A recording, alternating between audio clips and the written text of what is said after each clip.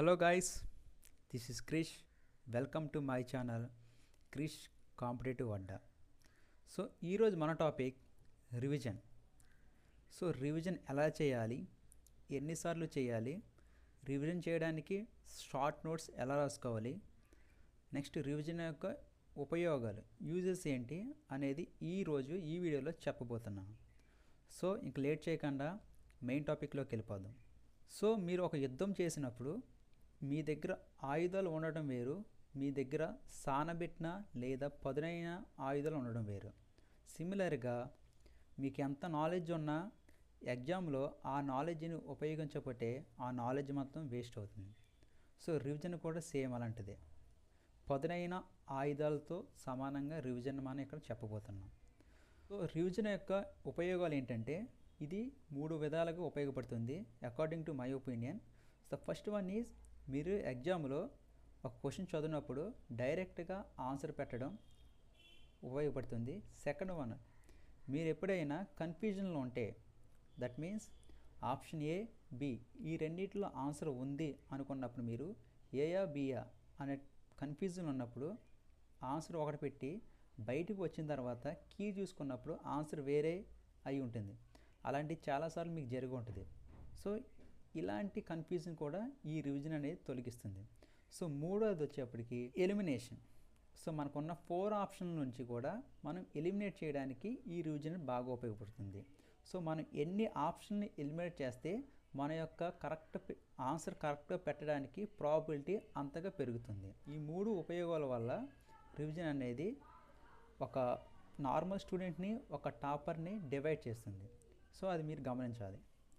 So ఇప్పుడు revision ఎన్నిసార్లు చేయాలి, ఇది కామన్గా ఉండే డౌట్.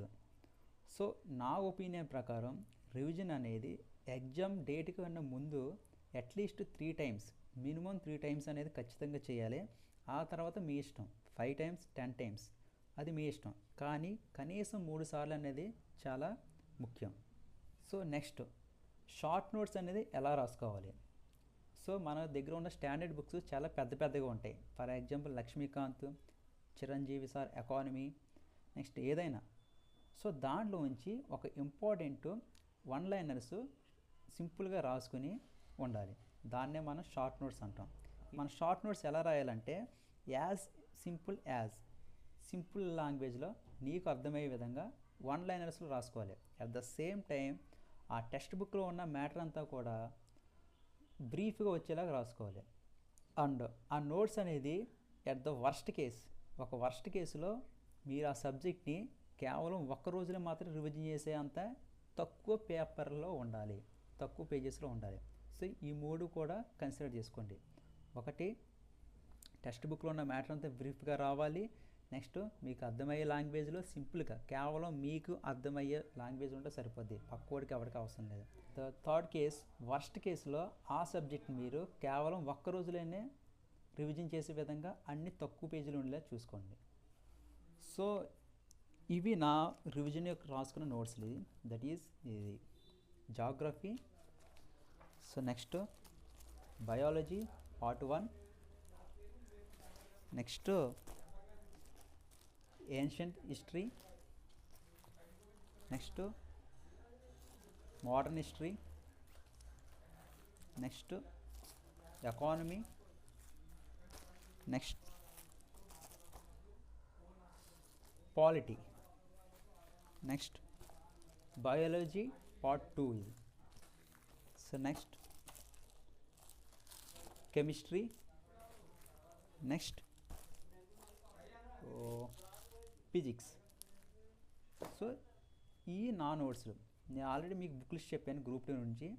ఆ బుక్ లిస్ట్లో నుంచి, ఆ స్టాండర్డ్ బుక్స్లో నుంచి కొంతవరకు నా హ్యాండ్ రైటింగ్లో షార్ట్ నోట్స్ రాసుకున్నాను. సో నేను ఎగ్జామ్స్కి వెళ్ళే ముందు రోజు, కేవలం ఒక 20 రోజులు 30 రోజులు టైం ఉన్నప్పుడు ఖచ్చితంగా ఈ రివిజన్ చేసి వెళ్తాను నేను. సో ఇప్పుడు కాంపిటేటివ్ ఫీల్డ్లోకి ఎవరైతే ఫ్రెష్గా వచ్చారో వాళ్ళకి స్టాండర్డ్ బుక్స్ నుంచి ఓన్ నోట్స్ రాసుకోవడం చాలా కష్టం. ఎందుకంటే వాళ్ళకి ఏది ఇంపార్టెంట్ బిట్టో ఏది ఇంపార్టెంటో కాదో తెలియడం కష్టం. సో మీలాంటి వాళ్ళ కోసం మార్కెట్లోకి ఒక బుక్ వచ్చింది, వినూత్త పబ్లికేషన్స్. ఓకేనా, వినూత్త పబ్లికేషన్ నుంచి ఎక్స్ప్రెస్ ఫాస్ట్ రివ్యూ అనే టెంప్లెట్తో తీసుకొచ్చారు. సో ఏంటంటే మనకి ఫాస్ట్ రివ్యూ కోసం ఈ బుక్స్ అనేది వచ్చింది. సో ఇవి చూడండి, నేను చదివాను ఆల్రెడీ, చాలా బాగున్నాయి, అందుకే నేను మొత్తం తీసుకున్నాను. సో ఆల్ సబ్జెక్టులు తీసుకున్నాను నేను. సో మీరు కూడా ఒకసారి ట్రై చేయండి.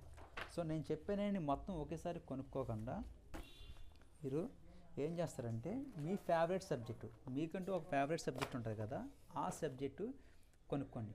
దీని యొక్క కాస్ట్ వచ్చి 69 రూపీస్, కేవలం 69 రూపీస్. సో మీ ఫేవరెట్ సబ్జెక్టు ఒకటి తీసుకోండి. ఎందుకు తీసుకోమన్నానంటే మీ ఫేవరెట్ సబ్జెక్ట్ తీసుకుంటే దాంట్లో మీకు 80% ఆల్రెడీ మీరు చదువుకుంటారు, లేకపోతే దాంట్లో 100% మీకు టాపిక్స్ ఏంటి, ఇంపార్టెంట్ ఏంటి, మీకు ఒక అవగాహన ఉంటుంది. సో ఒక బుక్ తెచ్చుకోండి, దాన్ని చదవండి. దాన్ని చదివి నిజంగా బ్రీఫ్గా అండ్ సింపుల్గా అండ్ ఇంపార్టెంట్ టాపిక్స్ని టచ్ చేసి ఈ రివ్యూ బుక్ రాశారా లేదా అని మీరు ఒక అవగాహన తెచ్చుకోండి. ఒకవేళ మీకు పర్లేదు, బాగానే ఉంది, ఖచ్చితంగా మనకు ఉపయోగపడుతుంది అంటే మిగిలిన బుక్స్ తీసుకోండి. సో అలా చేయడం వల్ల ఏంటంటే, ఫర్ సపోజ్ మీకు నచ్చినాయి అనుకో బుక్స్, మీకు ఇబ్బంది ఏమీ లేదు. ఒకవేళ మీకు నచ్చకపోతే మీరు కేవలం 69 రూపాయలు మాత్రమే లాస్ అవుతారు. అలాగని మీరు అన్నీ ఒకేసారి కొనుక్కొని తర్వాత మీకు నచ్చలేదు అనుకున్నారనుకో, ఆల్మోస్ట్ మీరు 690, ఆల్మోస్ట్ 10 బుక్స్ ఉన్నాయి, 690 రూపీస్ అని లాస్ అవుతారు. సో ముందు ఒక బుక్ కొనుక్కోండి, చదవండి, అన్నీ కవర్ అవుతే మిగిలిన బుక్స్ తీసుకోండి. సో ఇది ఫ్రెండ్స్ ఈరోజు టాపిక్. సో మీకు ఈ టాపిక్ నచ్చితే లైక్ చేయండి. ఎవరైనా ఇంకా షార్ట్ నోట్స్ కోసం లేదా క్విక్ రివిజన్ కోసం, బుక్స్ కోసం ఎవరైనా ఇబ్బంది పడితే ఈ వీడియోను వాళ్ళకి షేర్ చేయండి. Thank you.